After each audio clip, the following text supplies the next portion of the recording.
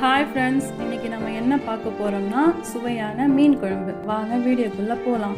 முதல்ல கடாயில் எண்ணெய் ஊற்றிக்கலாம். அதில் தாளிப்பு வடகம் கருவேப்பிலையை போட்டுக்கலாம். வெங்காயம் போட்டு உப்பு போட்டு வதக்கிக்கலாம். தக்காளியும் அதில் சேர்த்து வதக்கிக்கலாம். அதுக்கப்புறம் அரைச்ச தக்காளி வெங்காயம் விழுது சேர்த்து வதக்கிக்கலாம். அதில் பார்த்தீங்கன்னா மஞ்சத்தூள் 1/2 ஸ்பூன், மிளகாத்தூள் 2 ஸ்பூன், மல்லித்தூள் 2 ஸ்பூன், ஜீரகத்தூள் 1 ஸ்பூன், மீன் குழம்பு தூள் 1 ஸ்பூன், இது எல்லாமே சேர்த்து கொஞ்சம் தண்ணியை சேர்த்து கொதிக்க விட்டுக்கலாம். அதில் பச்சை மிளகாவும் சேர்த்துக்கலாம்.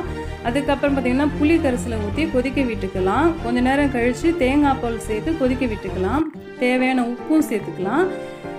அதுக்கப்புறம் மீனை போட்டு கொதிக்க விடலாம். கடைசியில் கொத்தமல்லி சேர்த்துக்குங்க. இப்போ சுவையான மீன் குழம்பு ரெடி. வாங்க சாப்பிடலாம்.